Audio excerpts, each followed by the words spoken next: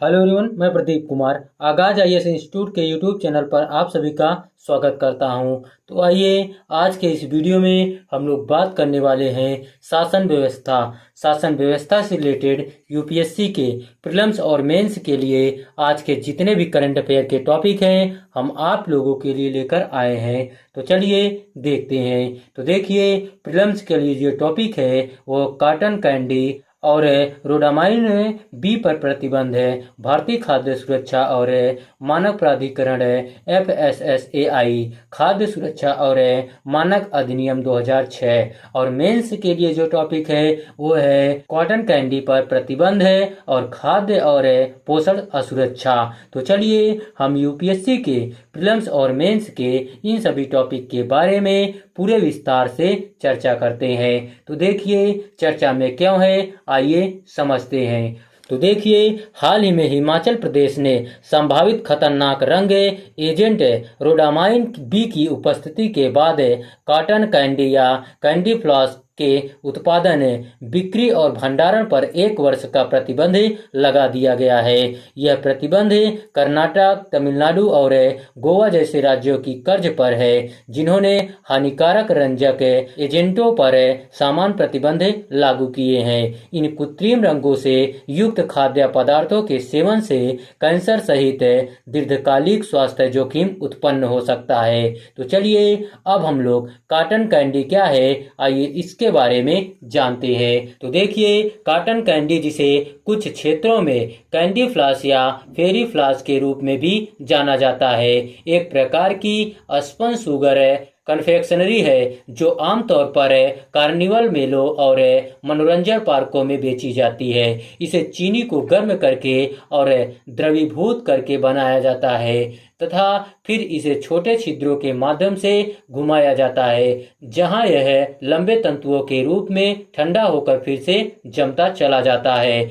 इन तंतुओं को एक शंकु या छड़ी पर एकत्रित किया जाता है, जिससे एक फूली हुई कपास रुई के फाहे जैसे संरचना बनती है। तो चलिए अब हम लोग रोडामाइन भी क्या है, आइए इसके बारे में जानते हैं। सबसे पहले हम लोग इसका परिचय जानते हैं। तो देखिए, रोडामाइन भी एक रंजक एजेंट है जिसका उपयोग आमतौर पर वस्त्र, कागज और चमड़ा उद्योगों में किया जाता है। यह कलरेंट रंजक एजेंट कम लागत का होता है और कभी कभी इसका उपयोग लोकप्रिय स्ट्रीट फूड आइटम जैसे कि गोभी मंचूरियन तथा कॉटन कैंडी को चटक रंग देने के लिए किया जाता है। यह रंजक एजेंट उपभोग के लिए उपयुक्त नहीं है क्योंकि इससे तीव्र विषाक्तता हो सकती है। इस रसायन के संपर्क में आने से आंख को भी नुकसान हो सकता है और श्वास नली में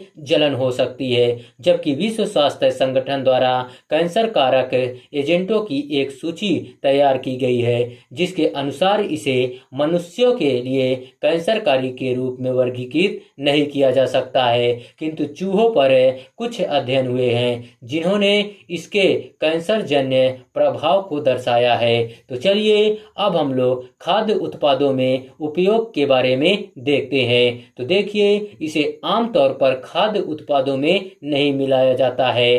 रोडामाइन बी के मामले अमूमन छोटे शहरों में सड़क के किनारे खड़े होने वाले छोटे विक्रेताओं से संबंधित होते हैं। इसका कारण खाद्य पदार्थों में स्वीकार्य रंगों के संबंध में ज्ञान का अभाव है। छोटे विक्रेताओं को इस बात की जानकारी नहीं होती है कि यह डाई रंग हानिकारक हो सकता है, क्योंकि इसका प्रभाव हमेशा उपभोग के तुरंत बाद महसूस नहीं होता है। इसका उपयोग प्रायः अवैध रूप से गोभी मंचूरियन, आलू वेज, बटर चिकन, अनार के जूस, छोटे पैमाने पर उत्पादित आइसक्रीम अथवा कॉटन कैंडी और खाद्य उत्पादन में किया जाता है। तो चलिए अब हम लोग वैधानिकता के बारे में जानते हैं। तो देखिए, भारतीय खाद्य सुरक्षा और मानक प्राधिकरण ने खाद्य उत्पादों में रोडामाइन बी के उपयोग पर विशेष रूप से प्रतिबंध लगा दिया है। भोजन की तैयारी, प्रसंस्करण एवं वितरण में इस रसायन का किसी भी प्रकार का उपयोग करना खाद्य सुरक्षा और मानक अधिनियम 2006 के तहत दंडनीय है। तो चलिए अब हम लोग खाद्य सुरक्षा अधिनियम 2006 के तहत किन खाद्य रंगों के उपयोग की अनुमति है, आइए इसके बारे में जानते हैं। तो देखिए, FSSAI खाद्य पदार्थों में बहुत कम प्राकृतिक और कृत्रिम रंगों के उपयोग की अनुमति देता है, जो निम्नलिखित है। तो सबसे पहले हम लोग प्राकृतिक खाद्य रंग के बारे में जानते हैं। तो देखिए, कैरोटीन और कैरोटीनॉयड पीला नारंगी ये प्राकृतिक रंग द्रव्य हैं जो कई फलों व सब्जियों जैसे गाजर, कद्दू और टमाटर में पाए जाते हैं। इन खाद्य पदार्थों इनके मिश्रण से पीला,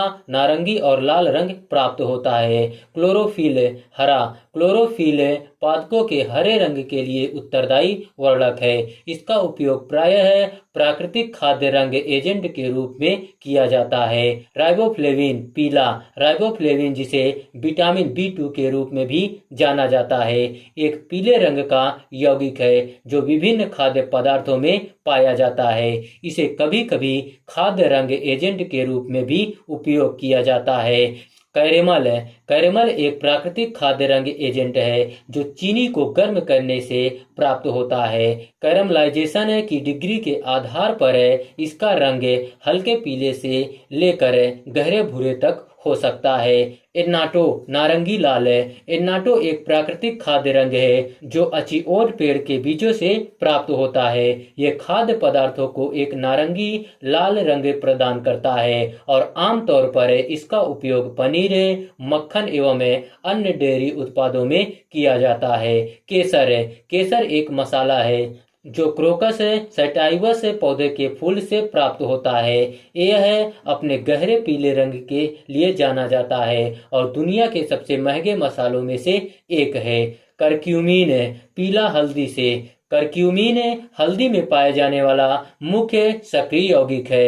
यह इस मसाले के पीले रंग के लिए जिम्मेदार है और इसका उपयोग प्राकृतिक खाद्य रंग एजेंट के रूप में भी जाना जाता है या किया जाता है। तो चलिए अब हम लोग कृत्रिम रंग के बारे में देखते हैं। तो देखिए, पोन्सेउ 4R एक कृत्रिम लाल रंग जो आमतौर पर विभिन्न खाद्य तथा पेय उत्पादों में उपयोग किया जाता है। कार्मोइसिन एक अन्य कृत्रिम लाल रंग जिसका प्रयोग प्रायः खाद्य पदार्थों को रंगने में किया जाता है। एरिथ्रोसिन एक कृत्रिम लाल रंग जो आमतौर पर खाद्य पदार्थों को रंगने में उपयोग किया जाता है, विशेषकर मिठाइयों और कैंडी में। टाटराजीन तथा सनसेट येलो FCF कृत्रिम पीले रंग व्यापक रूप से विभिन्न खाद्य उत्पादों में उपयोग किए जाते हैं। इंडिगो कार्माइन तथा ब्रिलियंट ब्लू FCF खाद्य पदार्थों को रंगने में कृत्रिम नीले रंग का प्रयोग किया जाता है। फास्ट ग्रीन FCF खाद्य उत्पादों में प्रयोग किए जाने वाला कृत्रिम हरा रंग है। हालांकि सभी खाद्य पदार्थों में स्वीकार्य खाद्य रंगों की भी अनुमति नहीं है। कुछ खाद्य पदार्थ है जिनमें इन रंगों का उपयोग किया जा सकता है। उनमें आइसक्रीम, बिस्कुट, केक, कन्फेक्शनरी, फलों के सिरप एवं crush, custard powder, jelly crystal तथा कार्बोनेटेड अथवा गैर कार्बोनेटेड पेय शामिल है। तो चलिए अब हम लोग भारतीय खाद्य सुरक्षा एवं मानक प्राधिकरण क्या है, आइए इसके बारे में जानते हैं। सबसे पहले हम लोग इसका परिचय जानते हैं। तो देखिए, FSSAI वर्ष 2006 के खाद्य सुरक्षा एवं मानक अधिनियम के तहत स्थापित एक स्वायत्त वैधानिक निकाय है। वर्ष 2006 का अधिनियम भोजन से संबंधित विभिन्न कानूनों को समेकित करता है, जैसे कि खाद्य अपमिश्रण निवारण अधिनियम 1954, फल उत्पाद आदेश 1955, मांस खाद्य उत्पाद आदेश 1973 के साथ साथ अन्य अधिनियम जिनकी निगरानी पहले विभिन्न मंत्रालयों और विभागों द्वारा की जाती थी। इस अधिनियम का उद्देश्य बहुस्तरीय बहुविभागीय नियंत्रण से एकल कमांड लाइन की ओर बढ़ते हुए खाद्य सुरक्षा एवं मानकों से संबंधित सभी मामलों के लिए एक एकल संदर्भ बिंदु स्थापित करना है। एफएसएसएआई स्वास्थ्य एवं परिवार कल्याण मंत्रालय के अंतर्गत कार्य करते हुए भारत में खाद्य सुरक्षा एवं गुणवत्ता को विनियमन के साथ पर्यवेक्षण करके सार्वजनिक स्वास्थ्य की रक्षा और बढ़ावा देने के लिए भी जिम्मेदार है। एफएसएसएआई का मुख्यालय नई दिल्ली में है और साथ ही देश भर में 8 क्षेत्रों में इसके क्षेत्रीय कार्यालय भी है। एफएसएसएआई के अध्यक्ष और मुख्य कार्यकारी अधिकारी की नियुक्ति केंद्र सरकार द्वारा की जाती है। इसका अध्यक्ष भारत सरकार के सचिव के पद के समान पद पर आसीन व्यक्ति होता है। तो चलिए अब हम लोग कार्य एवं शक्तियां के बारे में जानते हैं। तो देखिए, खाद्य उत्पादों और योजकों के लिए विनियमों तथा मानकों का निर्धारण है। खाद्य व्यवसायों को लाइसेंस और रजिस्ट्रीकरण प्रदान करना, खाद्य सुरक्षा कानूनों और विनियमों का परिवर्तन है और खाद्य सुरक्षा और गुणवत्ता की निगरानी तथा पर्यवेक्षण है और खाद्य सुरक्षा मुद्दों पर जोखिम मूल्यांकन और वैज्ञानिक अनुसंधान का संचालन करना, खाद्य सुरक्षा और स्वच्छता पर प्रशिक्षण तथा जागरूकता बढ़ाना और खाद्य सुदृढ़ीकरण और जैविक खाद्य पदार्थों को प्रोत्साहन, खाद्य सुरक्षा मामलों पर अन्य एजेंसियों और हितधारकों के साथ समन्वय करना। तो चलिए अब हम लोग कार्यक्रम और अभियान के बारे में देख लेते हैं। तो देखिए, विश्व खाद्य सुरक्षा दिवस है, eat right India, eat right station है, ईट राइट मेला, राज्य खाद्य सुरक्षा सूचकांक है, RUCO, प्रयुक्त खाद्य तेल का पुनः उपयोग है, खाद्य सुरक्षा मित्र और 100 फूड स्ट्रीट है। तो चलिए आज का वीडियो यहीं पर समाप्त होता है। तो देखिए, अगर आप लोगों को इसका PDF चाहिए तो इसका PDF आप लोगों को टेलीग्राम चैनल पर मिल जाएगा। टेलीग्राम चैनल का नाम है आगाज IAS इंस्टीट्यूट और टेलीग्राम चैनल का लिंक आप लोगों को इस वीडियो के डिस्क्रिप्शन में भी मिल जाएगा।